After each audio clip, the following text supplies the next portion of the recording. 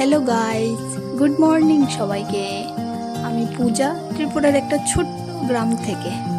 দেখো আজকে সকাল সকাল উঠতে গেলাম গা। তারপর এখানে একটা পাতার স্টিক আসিল, যেটা নাচাতে নাচাতে চললাম।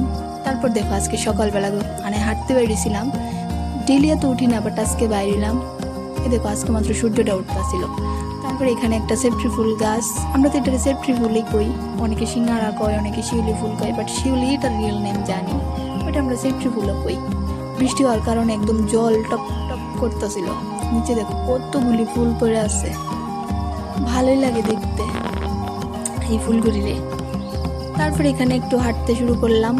কালকে আসে না বৃষ্টি ছিল, প্রচণ্ড বৃষ্টি হঠাৎ রাতে বেলা। তারপরে এখানে গাছটা ভেঙে পড়ছে রাস্তার মধ্যে, চারিদিকে পাতা আবর্জনা। তারপরে এই দেখো আমাদের শীতলা গাছ, আমরা যেটা এখানে আমরা শীতলা মায়ের পূজা করি, শীতলা গাছে আমরা সবাই এটাকে মান্য করি। এখানে কাকিমণি মা সবাই মিলে আমরা হাঁটতেছি, কি ভাল লাগতেছে দেখতে। আকাশের এক সাইড একদম আলোকিত হালকা লাল লাল কালার, আবার আরেক সাইড একদম কালচে কালচে কালার। তারপরে এখানে দেখো কালকে বৃষ্টি হওয়ার কারণে একদম মানে দীঘা প্রো ম্যাক্স ধরতে গেলে বালুর মধ্যে ঢেউ ঢেউ দিয়ে দেখতে কি ভাল লাগে। তারপরে এখানে দেখো কতগুলি কুকুর, জাস্ট দেখো তোমরা, একটাতে একটা কি বড়। এই কুকুরগুলির উপদ্রবে মানে থাকা যায় না, এগুলো যদি একটা কিছু ধরে মানে বাঁচতে খুবই মুশকিল। তারপরে এই দেখো এখানে একটা আছে করবী ফুল গাছ, যেটার মধ্যে পাতা নাই। এখানে নারকেল গাছও আছে।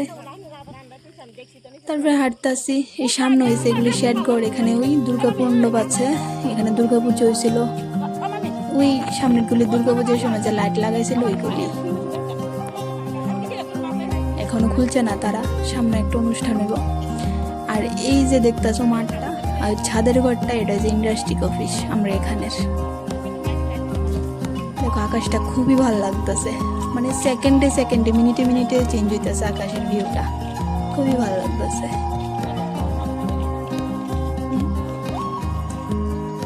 এখানে কিছুদিন পরে কীর্তন হইব, সে কারণে লাইটগুলি প্যান্ডেলগুলি এখনো খুলছে না। তারপর যাওয়ার পথে দেখি এখানে একটা কি কয়, এটা স্থল শামুক বোধহয়, মানে যে শামুকগুলি চলাফেরা করতে পারে।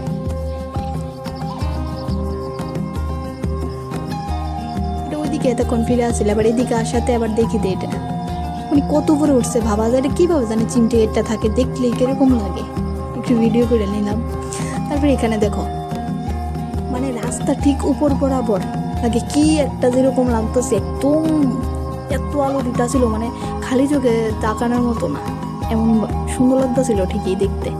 দেখো জলের মধ্যে হালকা আলো পড়তেছে, জলের আলোটা আবার টাইলসের মধ্যে রিফ্লেক্স করতেছে, ওভারঅল জাস্ট অসাম লাগতেছিল।